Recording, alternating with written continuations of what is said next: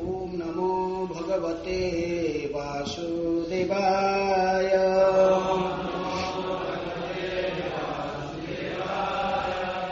ओम नमः भगवते वासुदेवाय।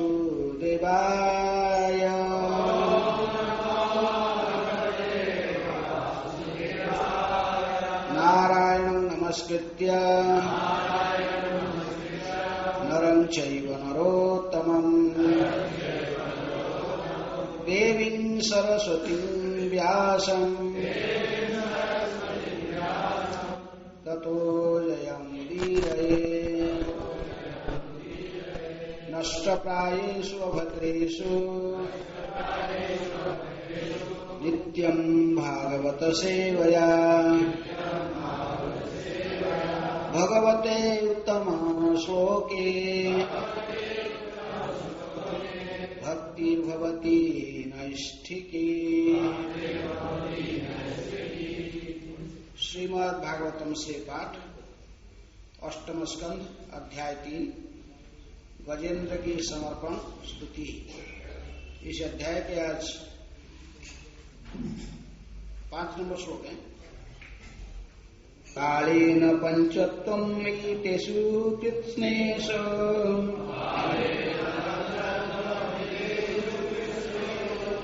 लोकेषु पालेषु च सर्वहेतुषु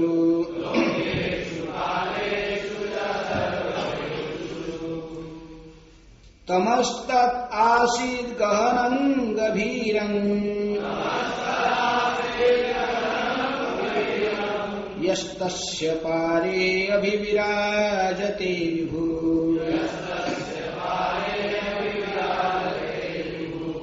शब्दार्थ कालेन कालांतर में लाखों वर्ष बाद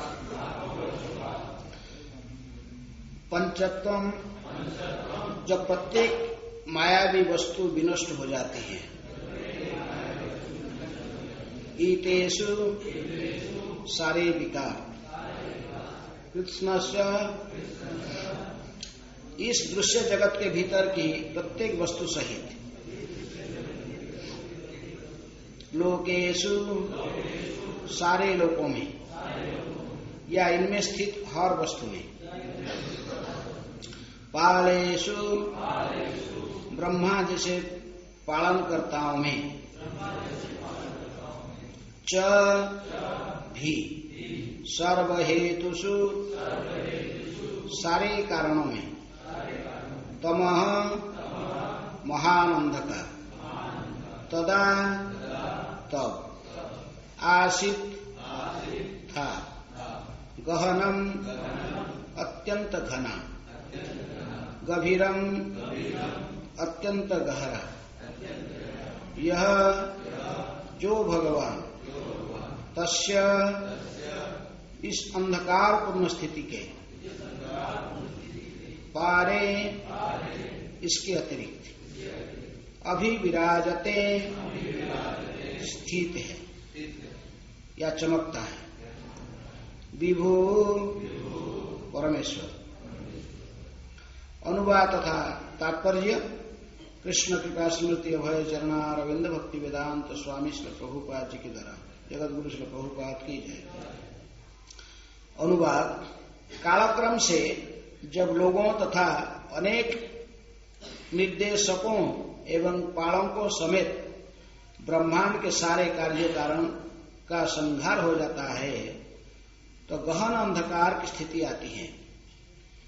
किंतु इस अंधकार के ऊपर भगवान रहता है। मैं उनके चरण कमलों की शरण ग्रहण करता हूं। कृपया दोहराइए। कालक्रम से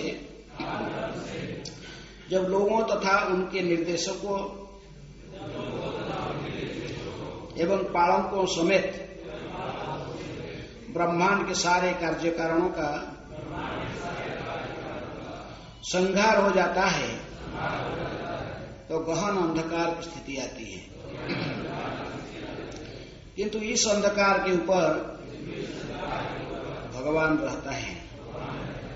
मैं उनके चरण कमल की शरण ग्रहण करता हूं। तात्पर्य वैदिक मंत्रों से हमें पता चलता है कि भगवान 100 के ऊपर है। वे ब्रह्मा तथा शिव समेत समस्त देवताओं से ऊपर सर्वश्रेष्ठ है। ये परम नियंता है। जब उनकी शक्ति से हर वस्तु अदृश्य हो जाते हैं तो विराट जगत में घना अंधकार छाया जाता है। किंतु भगवान सूर्य प्रकाश है, जैसे कि वैदिक मंत्र में पुष्टि हुई है, आदित्य वर्णन तमसः परस्तात्। हमारा दैनिक अनुभव है कि जब हम इस धरती पर रात्रि के अंधकार में होते हैं तो सूर्य आकाश में कहीं न कहीं सदैव चमकता रहता है। इसी प्रकार भगवान परम सूर्य की भांति सदैव चमकते रहते हैं। तब भी जब कालक्रम से समग्र विराट जगत विनष्ट हो जाता है। ओम अज्ञानातिमिरान्धस्य ज्ञानाञ्जन शलाकया चक्षुर्मीलितं येन तस्मै श्रीगुरुवे नमः। श्रीचैतन्यमनोभीष्टं स्थापितं येन भूतले स्वयं रूपः कदा मह्यं ददाति स्वपदान्तिकम्। वन्देऽहं श्रीगुरुः श्रीयुतापदकमलम् श्रीगुरून् वैष्णवांश्च। श्रीरूपं साग्रजातं सहगण रघुनाथानितं तं सजीवम्। साद्वैतं सावधूतं परिजनसहितं कृष्ण चैतन्यदेवम्। श्रीराधा कृष्णपदान् सहगण ललिता श्रीविशाखान्वितांश्च। नमो विष्णुपादाय कृष्णप्रेष्ठाय भूतले श्रीमते भक्तिवेदान्त स्वामिनिति नामिने। नमस्ते सरस्वती देवे गौरवाणी प्रचारिणे निर्विशेष शून्यवादी पाश्चात्यदेशतारिणे। नमो महावदान्याय कृष्ण प्रेम प्रदायते कृष्णाय कृष्ण चैतन्य नामिने गौरतिशै नमः।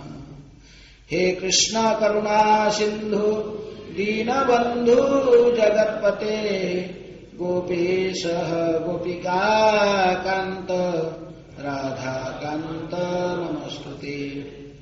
तप्त कांचन गौरांगी राधे वृंदावनेश्वरी वृषभानुसुते देवी प्रणमामि हरिप्रिये। वाञ्छाकल्पतरुभ्यश्च कृपा सिन्धुभ्येव च पतितानां पावनेभ्यो वैष्णवेभ्यो नमो नमः।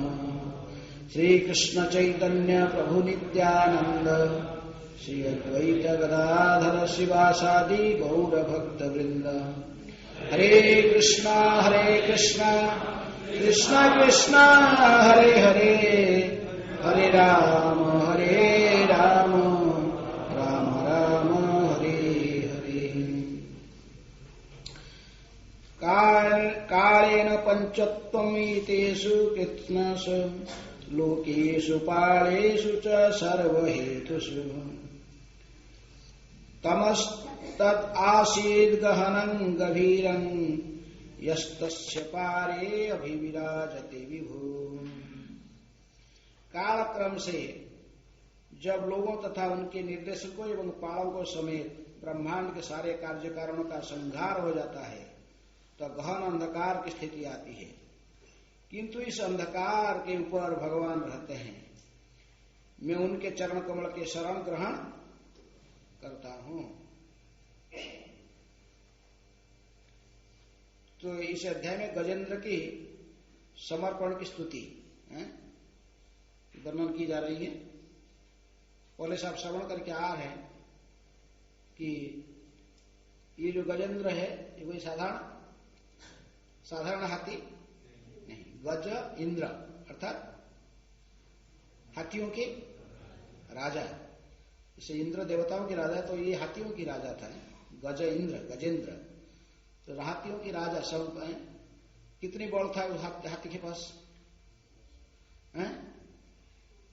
कितना शक्ति था? कोई साधारण हाथी की जैसे जितना शक्ति होता है, इसका इतनी शक्ति था नहीं। ये गजेंद्र राजाओं की हाथी ही होने, और कोई ऑर्डिनरी हाथी नहीं था। जैसे भीम के पास कितने बल था? तो मनुष्य के पास ये इतना बड़ा हो सकता था, हाथी के फिर वो तो हाथी के शरीर में ही इतने विशाल शरीर में है, तो उसके पास भी लगभग 10,000 हाथी का बल था। किसके पास? गजेंद्र के पास। और ये कोई ऐसा ही फिर इसके भी प्राचीन इतिहास था, कैसे वो गजेंद्र बना। वो पूर्व जन्मों में भी कौन थे? कौन से इंद्रद्युम्न जो जगन्नाथ जी को प्रकट किए थे? लेकिन राजा थे और उनके नाम भी क्या था? इंद्रद्युम्न राजा उनके नाम भी था। और लेकिन ये कैसे गजेंद्र बन गए? राजा थे तो मनुष्य योनि में थे, कैसे हाथी बन गए? सुने ना, किसके अभिशाप? आप लोग सुन के आए प्रश्न सुन, किसके अभिशाप था? अगस्त्य मुनि के अभिशाप था। इसलिए अभिशाप दिया अगस्त्य मुनि, क्योंकि भगवान के पूजन में इतनी तल्लीन थे। अगस्त्य मुनि उनके दर्जे पर आ गए, उनको पता ही नहीं लगा, उनको स्वागत नहीं कर पाए। इसलिए कोई विग्रह की अर्चना कर रहा है पुजारी, लेकिन फिर भी कोई भागवत आगे वैष्णव कोई सामने आए तो उसको क्या करना चाहिए? स्वागत करना चाहिए।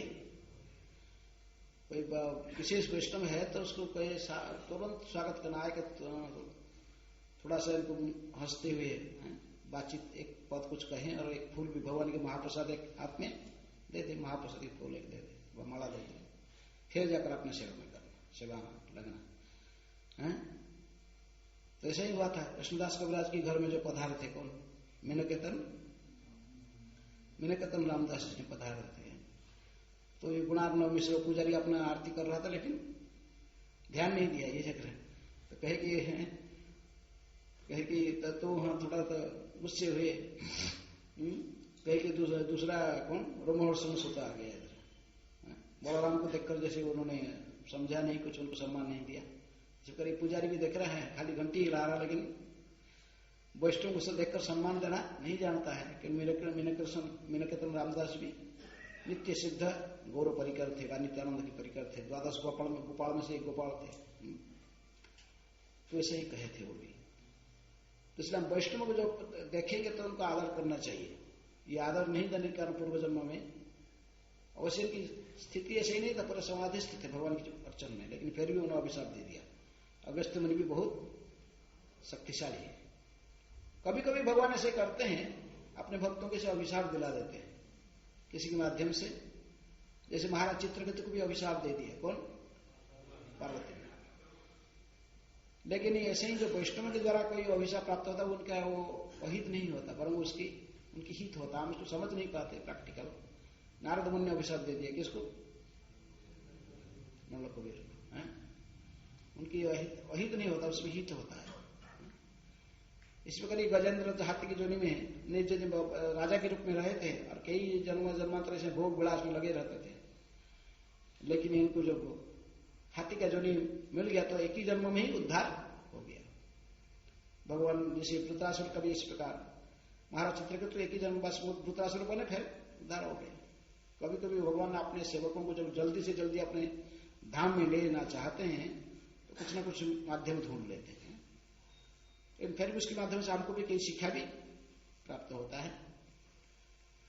तो इसलिए अगस्त्य मुनि के अभिशाप से महाराज इंद्रद्युम्न हाथी की जोनी में, हस्ती की जोनी में जन्म लिए थे। लेकिन वो जैसे मनुष्य के राजा थे, ये भी हाथी के राजा के रूप में आए हैं। लेकिन जो ग्राह उनको पैर पकड़ लिया था, किसके लिए स्तुति कर रहे हैं? गजेंद्र किसके लिए स्तुति कर रहे हैं? क्योंकि पैर को कौन पकड़ा है? ग्राह क्रोकोडाइल ने पकड़ा हुआ है, मगर ने पकड़ के रखा।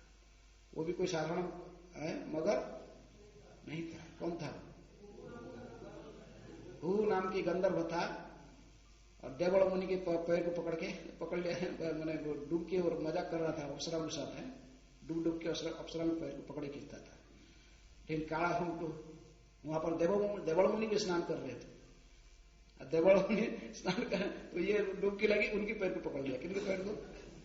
देवल मुनि की। असित देवल व्यास नाम, महान ऋषि उनके नाम भगवान ने गीता में कहा गया है। अर्जुन ने कहा है असित देवल व्यास, ये सब ये घोषणा की कि आप परम भगवान हो कृष्ण। देवल मुनि के पैर पकड़ लिए तो क्या करें, वो बेचारे स्नान करके तर्पण कर रहे हैं, उनको पैर पकड़ रहे हैं, तब खींच लिया तो फिर उनके मुख से निकाल गया वचन, क्या दोनों हैं मगर बन गया। जैसे पैर खींचने की तुम लोग बड़ा आदत है सबकी, पानी में रहो, पानी में डूब के रहो, हम सब पैर खींचते रहो। तो इसलिए ऐसा ही हम यदि इसी प्रकार की जो राधा कुंड में जाएगी ज्यादा डुबकी लगाते रहेंगे हैं? और वैष्णव को ठीक से सम्मान नहीं कर पाएंगे, गुरु आदेश को उल्लंघन करें तो क्या बनेगा? नहीं, यहां मगर नहीं बनेगा, क्या बनेगा? राधा कुंड के फिर राधा कुंड में क्या बन जाएगा? कच्छा बन के रहेगा राधा कुंड के। कोई भी यहाँ नहीं, कोई कच्छा बन के रहना चाहता राधा कुंड में? चलो ये हु गंधर्व फिर वो क्या बन गया है? मगर बन गया। लेकिन उसका आशीर्वाद हुआ कि मैंने अभिशाप हुआ। भगवान के उसको आके उद्धार करेंगे ना अभी। भगवान ने क्या ऐसे नहीं कि केवल गजेंद्र को उद्धार किया उसको छोड़ दिया, उसको भी मारे तो वो भी उसका भी उद्धार हुआ है। उस ग्रह के बाद वो मगर का भी उद्धार हुआ। इसलिए गजेंद्र को पैर को जब कौन पकड़ा था, मैं सारा डिटेल कहने से कहानी इतने कहने के टाइम नहीं, तो उन्होंने जब पकड़ा था उनके पैर को, हस्ती का गजेंद्र के पैर को, गजेंद्र ने असहाय होकर कई सालों तक, ये नहीं कि तुरंत पकड़ा और तुरंत स्तुति का आरंभ कर दिया था, नहीं, कई सालों तक दोनों में संघर्ष चल रहा था। अंत में इनकी पूर्व सुकृति के बल पर होने के कारण उनको याद आ गया, पहले जन्मों में जो महाराज इंद्रदम्नि के रूप में कुछ भगवान की स्तुतियों को याद किए थे, तो उन स्तुतियां फिर स्मरण होने लगा। भगवान की कृपा से स्वल्प अपीयस्य धर्मस्य त्रायते महत भयात्, थोड़े से भी कोई भक्ति किया उसको नष्ट नहीं होने वाला है। भगवान अंतःकरण में अंदर से बैठे हुए हैं, सहायता करते अपने भक्तों जो थोड़े से भी भक्ति किया। इसलिए भगवान ने कहा दी मतः स्मृति ज्ञानम अपोहनम, मेरे से ही स्मृति विस्मृति ज्ञान सब आता है, क्योंकि मैं सर्वस्व चाहूं हृदय सन्निविष्ट, सबके हृदय में बैठा हूं। इसलिए अंतःकरण से भगवान ने इसको स्मरण दिलाए, तभी तो स्मरण हुआ है, तो उसको स्मरण हो गया। पूर्व जन्म के जो स्तुतियां सीखा था राजा के रूप में, जब भगवान की स्तुति कर रहा था, तो भगवान ने तो भगवत कृपा से तो उसको याद होने लगा। तो अभी उन्हीं स्तुतियों को वो दोहराते गए। कौन? गजेंद्र ने जिन स्तुतियों को पूर्व जन्म में राजा इंद्रदम्नि के रूप में जिन स्तुतियों में भगवान को प्रार्थना करते थे, उन स्तुतियों पर उनको याद होने लगा। इसलिए उन्होंने भगवान की स्तुति कहने व गाने लगे, विपद में ग्रस्त होकर। कभी कभी हम कहते कि 4 प्रकार के लोग जो भगवान की शरण में आते हैं, चतुर्विध भजते माम जना सुकृति अर्जुन आर्त अर्थार्थी जिज्ञासु ज्ञानी च भरतर्षभ। कभी कभी हम इनको आर्त भक्त में उदाहरण दे देते, किनकी? गजेंद्र को। विपदग्रस्त होकर भगवान को पुकारे थे। तो इसलिए गजेंद्र ने भी स्तुति कर रहे हैं, भगवान की स्तुति कि भगवान को सहायता। देखें कि कोई इनके सहारा देने वाला नहीं है, और उन्होंने मगर ने उनके पैर को पकड़कर खून चूस रहा है, खून तो चूस रहा, उसका शक्ति बढ़ रहा है किसका? और ये बेचारा खाना पीना कुछ नहीं मिल रहा, पानी के अंदर खड़े होकर। यदि वो 10,000 हाथी के बल था, लेकिन आस्ते आस्ते आस्ते आस्ते उनके बल क्षीण होते जा रहा है। और उनके परिवार वर्ग सब देख कर रो रहे थे, चिल्ला रहे थे, लेकिन कुछ कर नहीं सकते। तो दूसरे जो हस्तिनियां थे जिनके साथ में जल क्रीड़ा करते थे, तो सब हाथियां उनके परिवार वर्ग सब थे। हाथी उनके बच्चे भी होंगे, बच्चे भी बच्चे हैं, सब थे। संसार में भी ऐसा ही है, जो मृत्यु के समय आ जाएगा, आपको कष्ट होगा, आपको जो तो आपको सब देख रहे केवल सो रोते होंगे सब। आपके परिवार वर्ग संबंधी यहाँ सब होते रहेंगे, कुछ करने वाले लोग कुछ कर सकते, ना आपके साथ जाएंगे ना कुछ करेंगे, कौन सहारा होगा? यदि भगवान को पुकारोगे वो सहारा होंगे, लेकिन ये संसारी व्यक्ति को किसको भी पुकारने कोई सहारा होने वाला? चलो अजामिल तो नाम रखा था भगवान के साथ, इसलिए वो पुकार लिया, तो ठीक है। तो इसीलिए संस्कृत में कहते कि भाई बच्चों का नाम भगवान के नाम के साथ रखो, कम से कम जिसको प्रेम होगा तो उसका नाम पुकारते पुकारते भगवान के नाम पुकार लेंगे।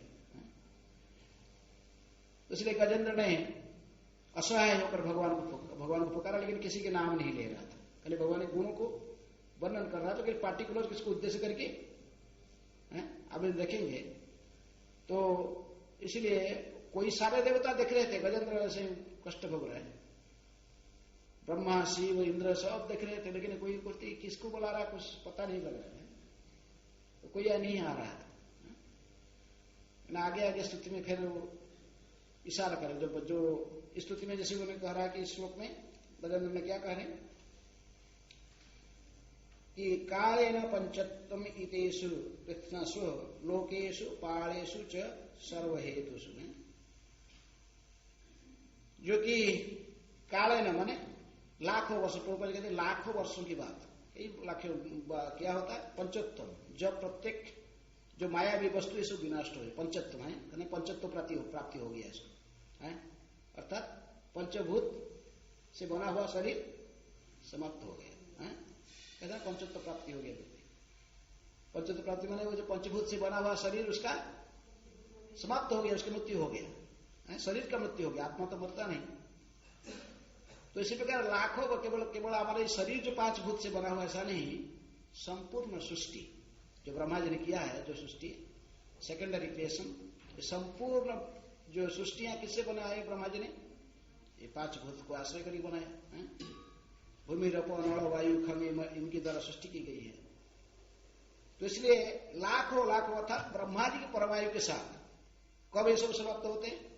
पंचभूत से बना हुआ जितनी भी चीज ब्रह्मा जी के परमायु के साथ साथ सब विलीन हो जाता है, सब कुछ समाप्त हो जाता है। कालेन पंचत्वम इतेषु कृत्स्नसः, कृत्स्नसः अर्थात इस दृश्य जगत के भीतर की प्रत्येक वस्तु सहित, तो जैसे अनुवाद करते कृत्स्नसः अर्थात इस दृश्य जगत के भीतर की प्रत्येक वस्तु के सहित, सहित कौन है? न लोकेषु पालेषु च सर्वहेतुषु, जो इन लोगों को सृष्टि किया था, जिनको पालन कर रहा था, ये सभी समस्त सब कुछ समाप्त हो जाते हैं। केवल लोगों की समाप्त नहीं होता, लोगों की जो सृष्टा है कौन? ब्रह्मा जी, इनकी भी समाप्ति हो जाती है। कहा जब लोगों तथा उनके निर्देशकों पालकों समेत ब्रह्मांड के सारे कार्य कारण संहार हो जाता है, जब ये सब उसको संहार हो जाता है तभी सर्वत्र अंधकार छाया जाता है। तमस्तदासित गहनं गभीरम, तभी सर्वत्र अंधकार छाया जाता है।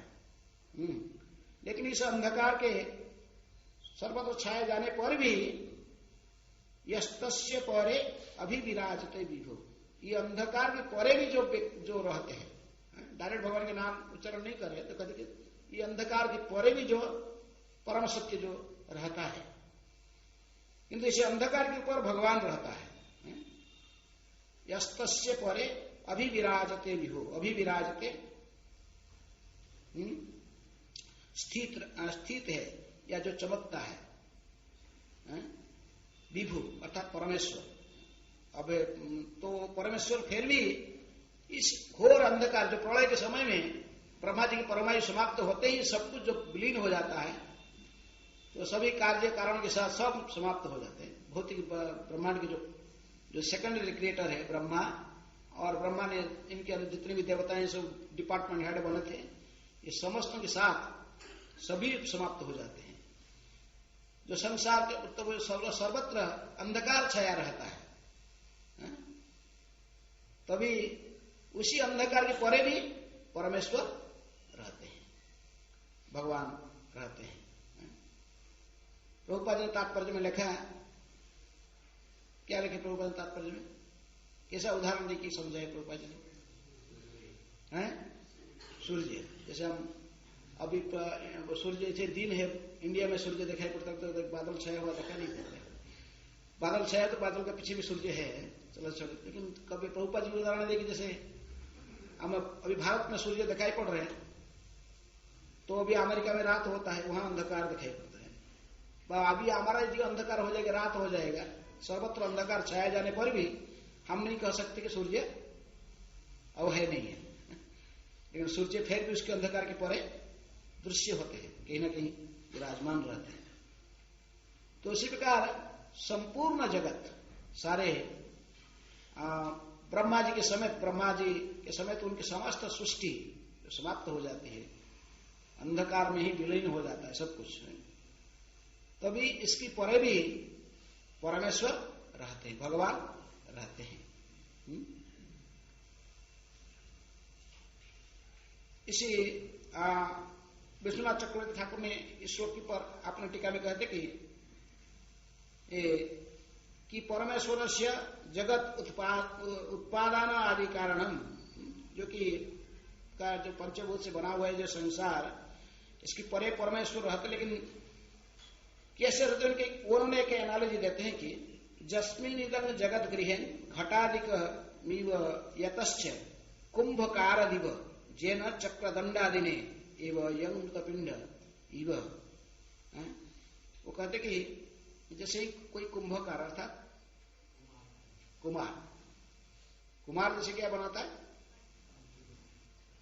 जो हांडी बनाता है ना, मिट्टी के बर्तन बनाता है, तो उसको क्या करता है, वो सब मिट्टी लाता है, फिर उसको और कहीं उसमें कुछ मिलाता होगा ना, मिला के फिर उसको जैसे चक्र के साथ जो चलता है, क्या कोई देखा होगा आप लोग मिट्टी बर्तन कैसे बनाता है। जैसे चक्रदंडा दिने वो यह मृतपिंड, मृतिका की जो पिंड है, जो अस्य विश्वस्य स्वयं सर्वाणि कारणानि भवति इति अर्थ। इसी प्रकार जैसे ये कुंभकार जैसे बनाता है, कुंभकार माने मिट्टी के बर्तन ऐसे मिट्टी के साथ ऐसे बनाता है, लेकिन फिर भी ये कुंभकार का भी ये शक्ति होता है कि सबको समाप्त कर सकता है। बनाया तो सबको तोड़ भी सकता है, उसको सब तोड़ने का भी उसके पास में शक्ति रहता है। ऐसा ही भगवान भी सबको सृष्टि करते हैं और सृष्टि करके अंत में सब समाप्त भी कर देते हैं। लेकिन इसका मतलब वो नहीं कि कुंभकार का जो बनाया हुआ था मिट्टी का बर्तन, उसके चक्र जो कुछ बनाया था, चक्र दंड बनाया था मिट्टी, जरा किसी कारण से उसको मैंने आगे से तोड़ के फेंक दिया, बस इसका अर्थ नहीं कुंभकार भी समाप्त हो गया है। इसी प्रकार भगवान ने ऐसे ही कुंभकार के समान कुछ सृष्टि करते, सृजन करते, लेकिन ये सभी ब्रह्मा भी उन्हीं से उद्भूत हुए। किससे उद्भूत हुए? ब्रह्मा भगवान के नाभि से उत्पन्न हुए। इसलिए जिन्होंने सभी को उद्भूत किया है, समग्र दृश्य जगत को, इन्होंने सभी को फिर समाप्त करने के बाद भी वो स्थित रहते हैं। जैसे कुंभकार सब कुछ समाप्त कर दे तो मैंने उसके जो चक्रदंड बाद जो मिट्टियां बर्तन बना सब कुछ किसी कारण समाप्त कर देगा, करने के बाद भी वो व्यक्ति रहता है। तो इसी प्रकार भगवान अपने समस्त सृष्टि को समाप्त करने पर भी विराजमान रहते हैं।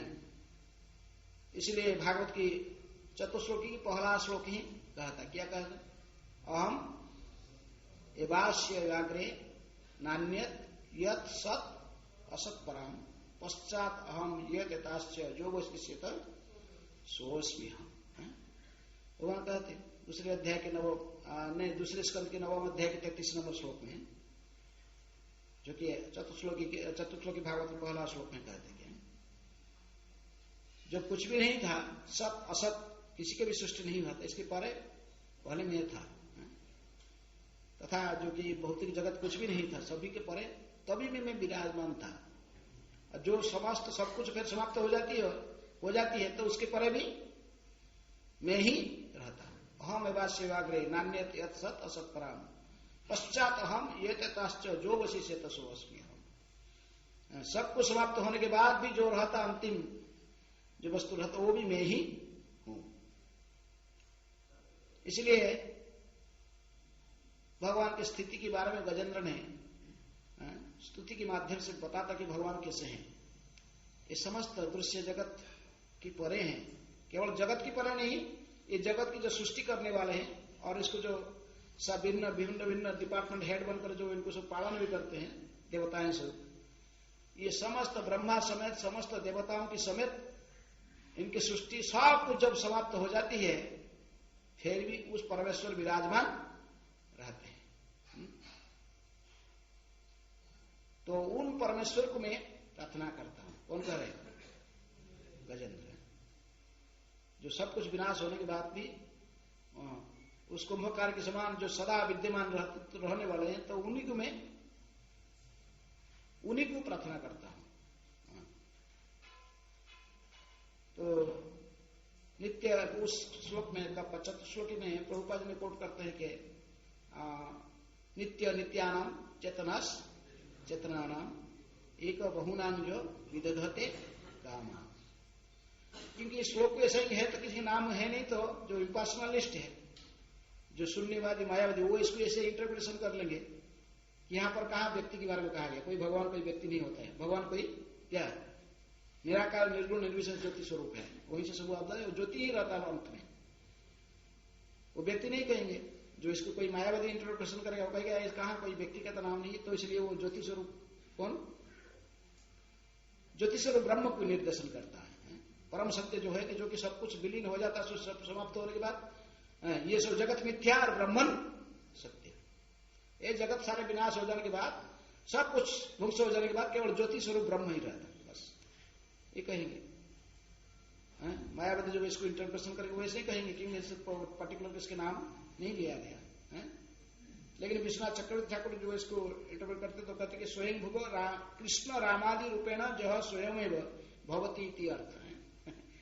कहते कि यहाँ जो वो अंतिम जो शब्द कहते विभु शब्द का अर्थ को निराकार निर्गुण निर्विशेष ज्योति स्वरूप नहीं, परमेश्वर जो नाम ले रहे हैं इसका अर्थ परमेश्वर विष्णु चक्रवर्ती ठाकुर कहते कृष्ण रामादि रूपेण जो स्वयं भवती इति अर्थ। जो ये जो विभु शब्द का अर्थ है यहाँ का राम और कृष्ण आदि, इनको भी समझा जा सकता है, इनको समझना चाहिए। इसलिए प्रभुपाद जी कहते कि नित्य नित्यानाम चेतनस चेतनानाम, जो सदा विराजमान नित्य रहते, दोनों ही नित्य है, भगवान भी नित्य है और उनके अंश स्वरूप ये जीवात्मा भी नित्य है, दोनों ही नित्य नित्य नित्यानाम चेतनस चेतनानाम। लेकिन फिर भी दोनों ही नित्य, दोनों ही चेतनशील होने पर भी वो परमेश्वर ऐसा ही वस्तु है, वो जो चेतन वस्तु तो उन्होंने अन्य समस्त की इच्छाओं को पूर्ति करने वाले हैं। जो विदधते कामना, जो हमारा समस्त कामना को जो पूर्ण करने वाले हैं वो है परमेश्वर। इसलिए हम जैसे जो उनसे जो उद्भूत हुआ, जो हमारे पास में जैसे शरीर है, हम सब कुछ इस कार्य करते, तो भगवान जो परम वस्तु जिन्होंने सभी की इच्छा को पूर्ण करते हैं, तो उनका भी दिव्य शरीर है, वो भी एक व्यक्ति विशेष है।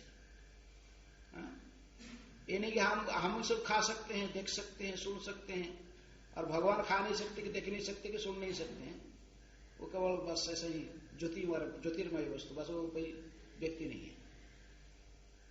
तो इसलिए हम जानना चाहिए गजेंद्र जो स्तुति कर रहे हैं वो कि निराकार निर्गुण निर्विशेष ज्योति को प्रार्थना नहीं कर रहे हैं। किसको प्रार्थना कर रहे हैं? एक व्यक्ति को प्रार्थना कर रहे हैं। तो परमेश्वर के विभु जो उच्चारण कर, परमेश्वर कौन है? नहीं, गजेंद्र को पता है, क्योंकि पूर्व जन्मों में इंद्रदिम्न के रूप में वो भगवान की पूजन करते थे, अर्चा विग्रहों की सेवा करते थे। तो इसलिए उनको पता है कि भगवान एक व्यक्ति विशेष है, भगवान कोई निराकार निर्गुण निर्विशेष ज्योति स्वरूप नहीं है। वो राम या कृष्ण जैसे एक व्यक्ति विशेष है, उन्हीं को गजेंद्र में स्तुति कर रहे हैं।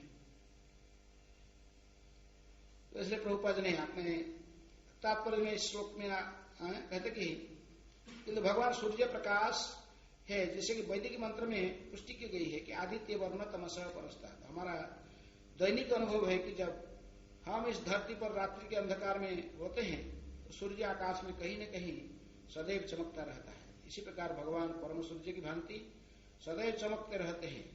तब भी जब कालक्रम से समग्र विराट जगत विनष्ट हो जाता है, तो विद्यमान रहते हैं। कौन? भगवान विद्यमान रहते हैं, लेकिन वो भगवान एक व्यक्ति विशेष है। गजेंद्र स्तुति कर रहा है, कोई निराकार निर्गुण ज्योति को स्तुति नहीं।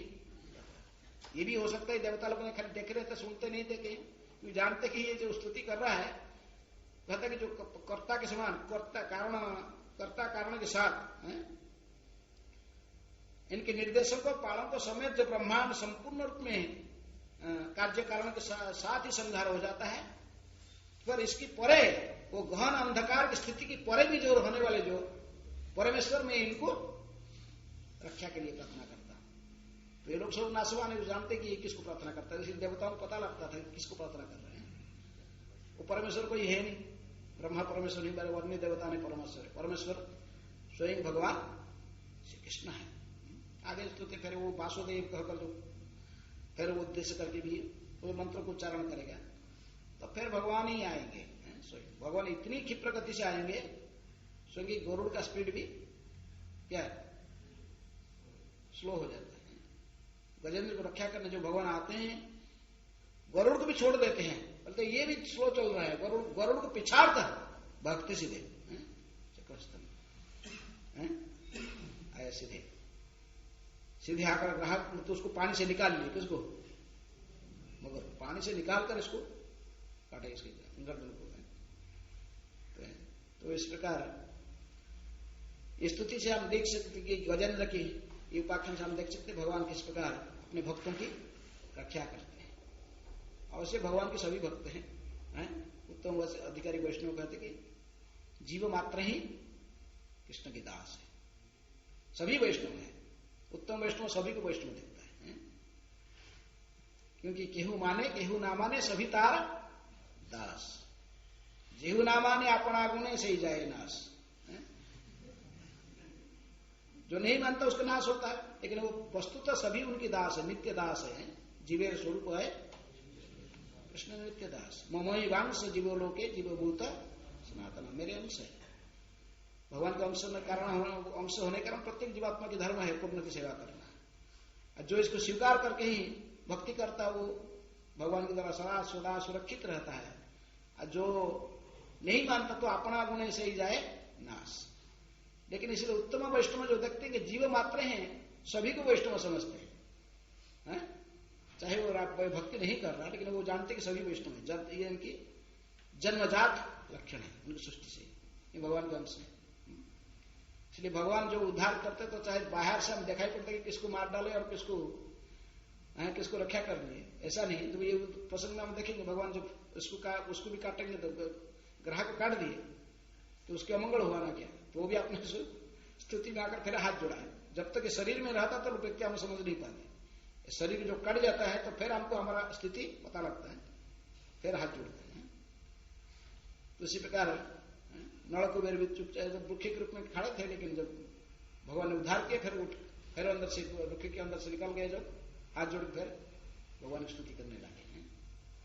तो इसी प्रकार अज्ञान के कारण तमोगुण के कारण हम लोग भगवान की स्थिति को भूल जाते हैं साधारण दुनिया में लोग। लेकिन कोई मानता व नहीं मानता, सभी भगवान का ही अंश है और भगवान सभी की कल्याण करते हैं। भगवान कोई किसी की अकल्याण नहीं कर सकते, किसी का भी उनके कल्याण बा उनके मंगलमय स्वरूप है।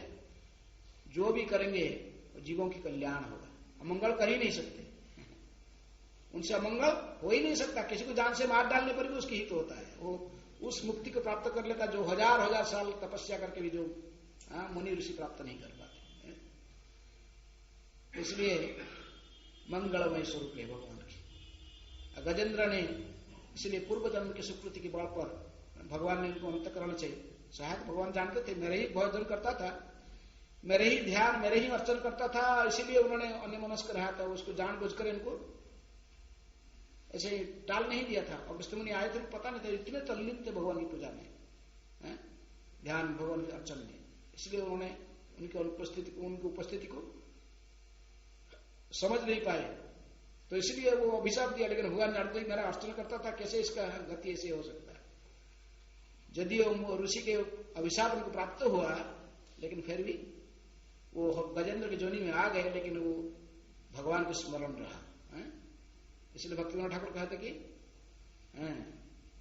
यदि आप कैसे भी मुझे जन्म दीजिए, लेकिन मैं आपकी भक्ति का जैसे विस्मरण मुझे न हो। पशु पक्षी हुई था कि स्वर्गे वा निरये तब भक्ति रहु भक्ति विनोद हृदय। हे प्रभु, मेरे कर्म के अनुसार जैसे भी निज कर्म दोष गुणे जे जन्म पाई, जन्मे जन्मे जेन तब नाम गुण गाई। मेरे जन्म कर्म के आधार पर मैं मुझे जैसे चाहे अन्य अन्य जोनि में मेरे पतन हो जाए, मैं अन्य जोनि को प्राप्त कर ले, निम्न जोनि को, चाहे पशु पक्षी वृतासुर भी जैसे बन गए चित्रकेतु महाराज। लेकिन भक्तों की एकमात्र ही प्रार्थना होता है कि जैसे मैं जन्म जन्मांतर आपकी गुणगान कर सकूं, भक्ति जैसे मुझे इससे जैसे न भूल जाऊं। भक्त को और कोई चिंता नहीं रहता, कोई पशु पक्षी की जोनी में चला गया, राक्षस की जोनी में चला गया, हाथी की जोनी में चला गया, कहीं भी चला जाए, इसके लिए उनको भयभीत नहीं होते। यदि किसी भी शरीर में रहकर हम भगवान की भक्ति करने में समर्थ रहते हैं तो फिर हमारा जीवन धन्य हो जाता है। असली बात है कि हम क्या किसके लिए हमको भय रहता है, जैसे भक्ति को हम न भूल जाए, भगवान के चरण कमल को न भूल जाए। इसके लिए सदा हमारा स्मरण रखना यही हमारा लक्ष्य है। स्मार्तव्य सततं विष्णु विस्मर्तव्य न जातुचि सर्व विधि निषेधेषु ये किंकर। सारा विधि निषेध शास्त्र की इसी के ऊपर निर्धारित है। सदा भगवान को स्मरण रखो, कभी उनको भूलना नहीं। तो गजेंद्र के अपने महाराज इंद्रदेव में यदि वो हाथी के जोनी में आ गए, लेकिन भगवान की कृपा से पूर्व जन्म की जो भगवान की भक्ति किए थे वो स्मरण आ गया। स्तुति जो याद किए थे, जो वह स्तुति जिन स्तुतियों में भगवान को हस्ती के रूप में रहते नहीं, जो महाराज इंद्रदेव के रूप में जो स्तुतियां गाते थे, अभी हस्ती के शरीर में आकर भी वही स्तुतियां गाने लगे। ये महान। इसलिए हम किसी जोनी में आ जाते तो अन्य पशु पक्षी की जोनी में आने पर भी भक्त को भी इसके लिए सोचता नहीं है। यदि किसको गिद्ध के शरीर मिल गया, किसकी तरफ होगा? जटायु बन के। जटायु की तरफ यदि भक्ति किया राम के, तो उसमें क्या नुकसान है? तो जटायु को भी अंतिम सत्कार है। गिद्ध का अंतिम सत्कार कौन किया? रामचंद्र जी। भगवान ने स्वयं स्वहस्त में किया। इससे भाग्यवान व्यक्ति कौन आएगा? चाहे कोये के शरीर में मिल गया, किसको? काक भुसुंडी, दिन रात राम नाम रट रहे हैं। तो ऐसे कोया को कोई आदर नहीं करता, लेकिन जो भगवान हरि भजन में लगा हुआ तो वो जीवन धन्य है। तो इस प्रकार हनुमान जी बंदर के शरीर में है, फिर भी महान भक्त भगवान भजन करते रहते। अब हम यदि मनुष्य का शरीर में रहकर भक्ति नहीं करेंगे, इंद्रिय तृप्ति में ही सारी जिंदगी लगा देंगे, फिर हमारा जन्म श्रेष्ठ माना जाएगा। इसलिए भक्ति ठाकुर कहते हैं, पशु पक्षी होई ठाके स्वर्गे वा निरहे तब भक्ति रहु भक्ति विनोद हृदय। चाहे पशु पक्षी की जोनी में, कैसे भी जोनी में मुझे प्राप्त हो जाए मेरी जन्म कर्म के आधार पर, लेकिन हे प्रभु मुझे आपकी भक्ति जैसे मैं भूल न जाऊं, सदा से आपके चरण कमल को स्मरण रख सकूं, इतना ही मेरी एकमात्र प्रार्थना है। आप कितनी बार मुझे जन्म दो, इसके लिए मैं दुखी नहीं हूं, लेकिन भक्तों की संगति से जैसे मैं वंचित न हो जाऊं। जन्मा वो यदि इच्छा आचित और भक्त गृह जनी जन्म हो मर, इतना ही मेरी प्रार्थना है। जैसे मैं भक्त के घर जन्म हो जाए, बाकी किसी भी पशु पक्षी की जोनी में चले जाने पर भी मैं जैसे आपको न भूल जाऊं। इसीलिए महाराज इंद्रदिम्न पूर्व जन्म से भक्ति किए थे, इसीलिए इस जन्म में उन स्तुतियों को गा हाथी के शरीर में आने पर भी तो उनको स्मरण रहा भगवान की कृपा से। किसकी कृपा से स्मरण रख पाए? भगवान की कृपा से, क्योंकि भगवान की भक्ति किए थे, भगवान इसलिए सहायता की है। भगवान की भक्ति किए थे पूर्व जन्मों में, इसलिए भक्ति की कभी नाश नहीं होता है। जो जितनी भक्ति किया है, फिर वो अगले जन्म से फिर जहां छोड़ा था फिर वहीं से प्रारंभ करेगा। भक्ति नाश होने वाला नहीं है। ठीक है, कोई प्रश्न है?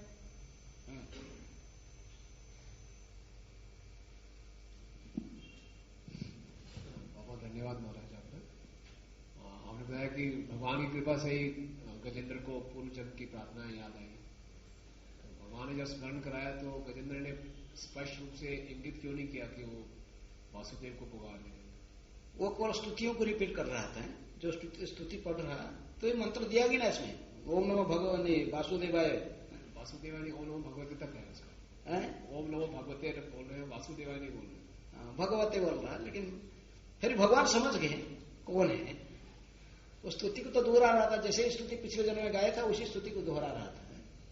वो कोई स्पेकुलेशन नहीं किया, इसमें कुछ ऐड नहीं किया, ऐड असिस्ट कुछ नहीं। जैसे पूर्व जन्म में जैसे स्तुति गाया स्मरण किया था तो इसी स्तुति को दोहराया। लेकिन जैसे स्तुति कर रहा है कि जो समग्र ये भौतिक ब्रह्मांड कार्य कारण के साथ सब कुछ जब समाप्त हो जाता है, इसकी परे जो परमेश्वर रहते हैं, तो इसलिए सब लोग कोई नहीं आ रहा, सब जानते थे कि तो इसलिए भगवान ही आए जो परमेश्वर इसकी परे जो है। अवश्य ये स्तुति सेकेंडरी स्तुति माना जाता है, क्योंकि भगवान के नाम डायरेक्ट नहीं लिया। भगवान के नाम को जो कई प्रकार के भगवान के माने होता, कुछ मुख्य नाम होते हैं और कुछ गौण नाम होते हैं। तो भगवान को डायरेक्ट उद्देश्य नहीं न करने में पर भगवान ने जानती थी पूर्व जन्म से मेरी महान भक्ति की थी, इसलिए भगवान ने आए।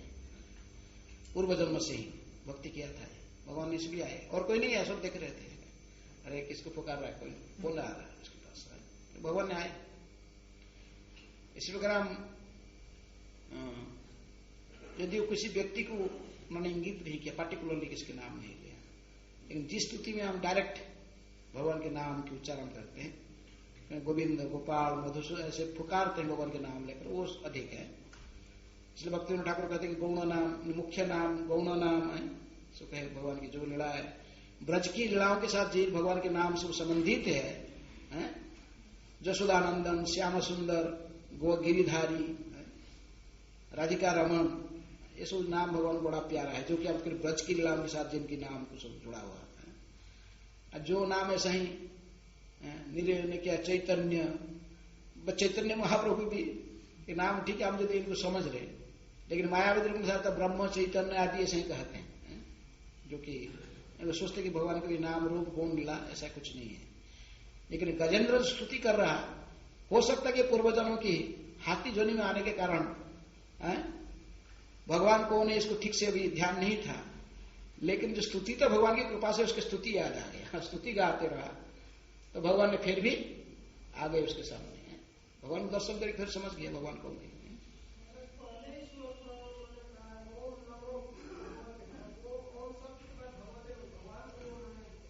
भगवत शब्द का अर्थ कि भगवान होता है, लेकिन भगवान कौन है वो ना पार्टिकुलर नाम नहीं लेना है।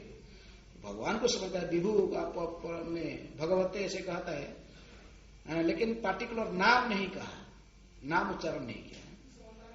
लेकिन भगवान ने समझ गया मेरी पूजा करना पूर्व जन्म से किया था, स्वल्पी क्षेत्र ने भक्ति किया था, इसलिए महान भय से भी भगवान ने इसको बचा लिए। इसके एक दृष्टांत, ज्वलंत दृष्टांत है। भगवान की अल्टीमेटली सारे स्तुतियां किसके पास जाती हैं? कृष्ण के पास। भगवान ने कहते कि जो गीता में यदि भी अन्य अन्य स्तुति देवता को कुछ भी कोई भी कहता है, लेकिन अविधि पूर्वक वो मेरे पास आता है, वो विधि है, सब मेरा ही स्तुति करता है, भजता अविधि पूर्वक। लेकिन फिर भी भगवान दयालु होते हैं, सब कुछ याद रखते हैं। कोई थोड़ा सा भी भक्ति की आप आम भूल जाते हैं, लेकिन भगवान नहीं भूलते। ठीक है, और कोई प्रश्न है किसकी? हाँ।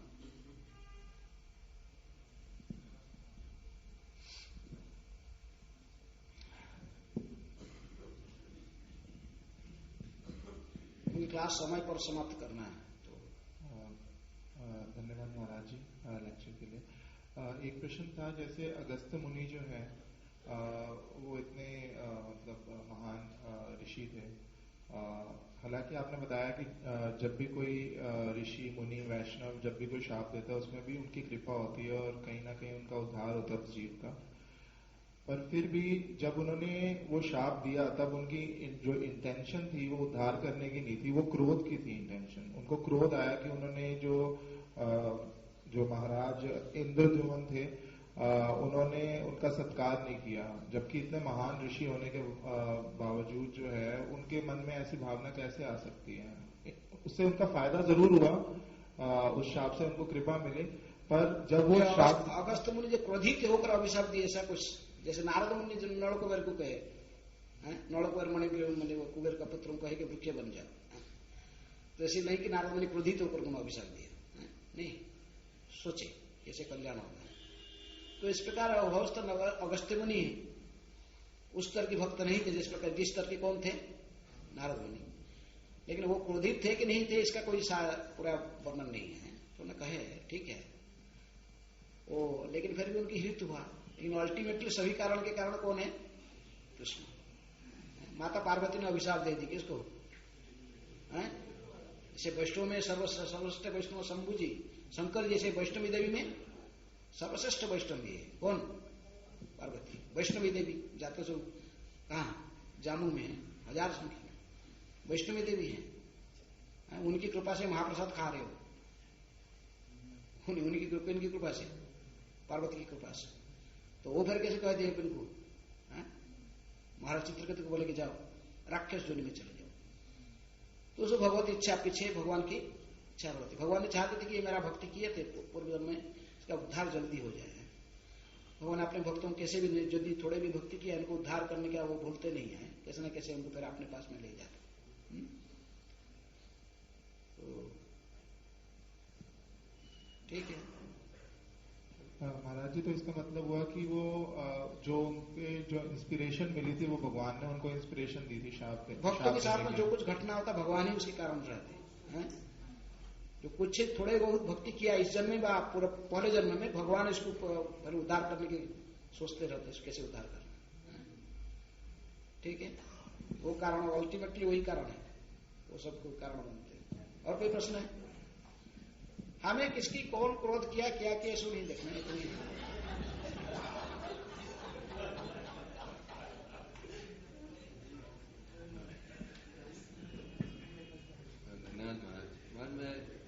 और व्यक्ति का क्या अच्छा गुण देखो, अगस्त मुनि के पास में कई अच्छा गुण है?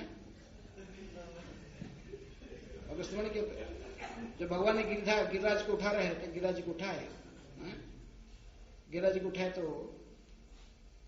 पूरा वो जब पानी जो इतने इंद्र बारिश कर रहा था, ऊपर तो सुदर्शन था गिरिराज के ऊपर, सुदर्शन के ऊपर पड़कर पानी तो सब बाष्प होकर चले जाते थे शायद बूंद गए। लेकिन कुछ पानी जो छिटक के इधर उधर आता तो वो पानी भी भगवान ऐसे परफेक्ट ड्रेनिंग सिस्टम किया था कि वो गोवर्धन के ऊपर पड़ते थे, एक धारा से ड्रेनिंग एक साथ जगह आकर सभी पानी एक जगह में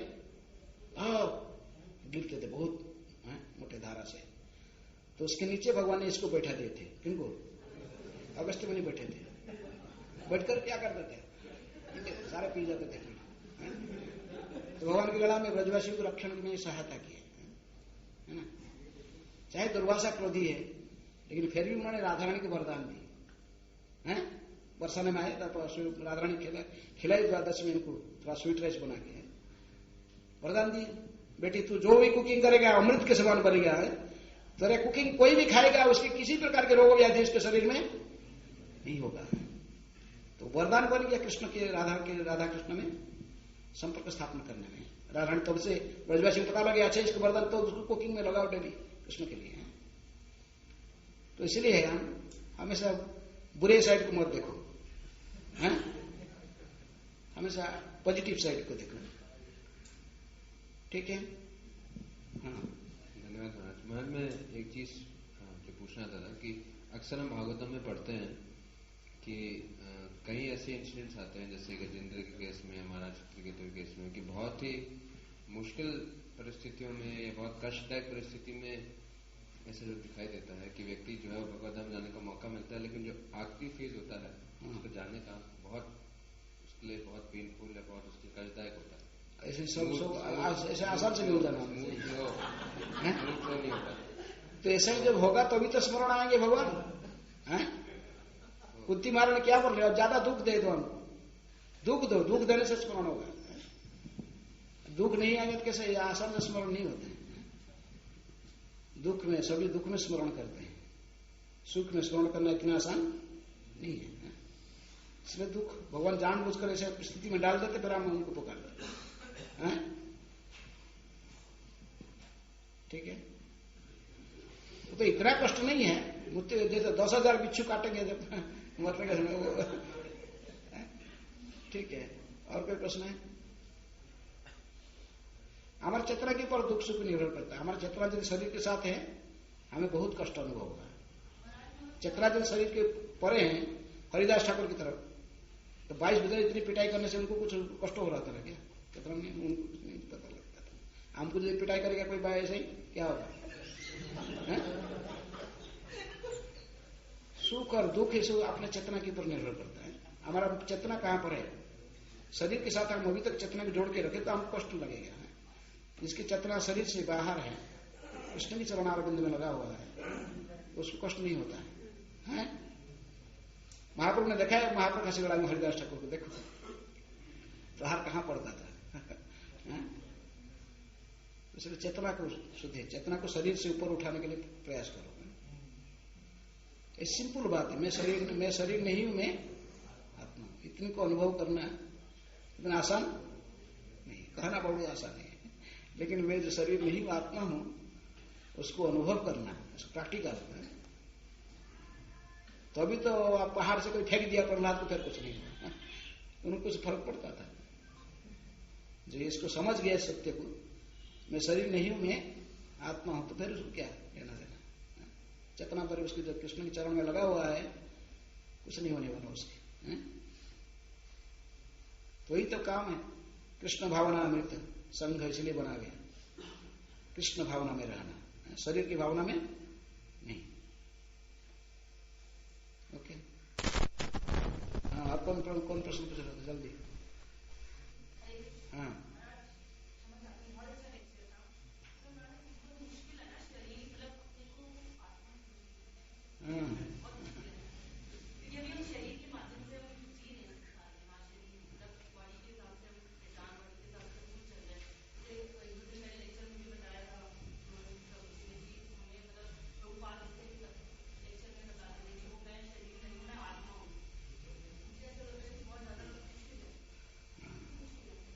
वही तो आश्चर्य की बात है ना। युधिष्ठिर महाराज कहे कि इसलिए यही सबसे बड़ा आश्चर्य की बात है। हम देखते हैं, सुनते हैं, ये करते हैं, लेकिन फिर भी ये नहीं जाता है। फिर भी हम सोचते कि हम नहीं मरने वाले, मैं फिर जीवित रहूंगा। तो ऐसा ही इसको इसलिए सीरियसली साधु संघ में नित्य भागवत श्रवण, प्रत्येक दिन भागवत को श्रवण करना चाहिए। हर दिन जब इसको श्रवण करते रहेंगे साधु के मुख से, फिर आस्ते आस्ते आस्ते आस्ते ये अंदर में घुसेगा। ओवरनाइट घुसने वाला नहीं है, लेकिन आस्ते आस्ते आस्ते हम देखेंगे संसार, सुनेंगे इसको। साधु लोग ने क्या कहा? मनुष्य जन्म लभिया राधा कृष्ण ना भजिया, जानिया सुनिया विष खाई, हरि हरि विफले जन्म गुआइन। आचार्य जी भजन को गाएंगे, सुनेंगे, फिर आस्ते आस्ते आस्ते आस्ते ये पहुंचेगा। कई जन्म से जो शुक्र कर करके सो आए हैं, तो उसको इतना फटाफट जाने वाला नहीं है। तो इसलिए नियमित नित्यम भागवत, नित्यम भागवत सेवा, दो प्रकार की भागवत, ग्रंथ भागवत और व्यक्ति भागवत, दोनों की सेवा करने से नष्ट प्रायेषु अभद्रेषु नित्यम भागवत सेवया। तो नित्यम भागवत सेवा करने से, व्यक्ति भागवत और ग्रंथ भागवत की सेवा करने से फिर आस्ते आस्ते जाएंगे। तो इसलिए नारद मुनि कहते कि वैष्णव की सेवा करो, वैष्णव की सेवा करो। मैं मैंने माँ के साथ वैष्णव की सेवा करके ही ये दिव्य पद को प्राप्त किया। कौन सा पद को? नारद मुनि की पद।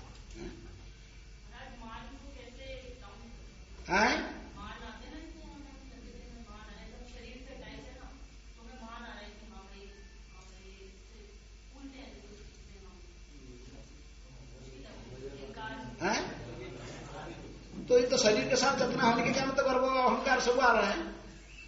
बोले सोचो कि मैं शरीर नहीं हूं, मैं आत्मा हूं, तो उसको अनुभव करो। क्योंकि हमारा क्या चेतना जब जुड़ा हुआ है, हमारा ममता किससे जुड़ा हुआ है? शरीर के साथ होने के कारण शरीर के साथ संबंधित इनके साथ जुड़ा हुआ है, इसके साथ जुड़ा होना संपूर्ण है। कुंती महारानी कहती कि मैं ये पांडव को जो प्रेम करती हूँ, ये मेरे लड़का इसलिए प्रेम करता हूं, नहीं। यदि ये दुर्योधन की तरफ होते हैं, इनका मुख भी मैं नहीं देखती हूँ। ये दुर्योधन की तरफ मेरे ये 5 पांडव होते हैं, इनका मुख मैं कभी नहीं देखती हूँ। क्योंकि ये भगवान के महान भक्त हैं, इसीलिए मेरे इनके प्रति प्रेम है। तो संसार में हमारा यही होना चाहिए।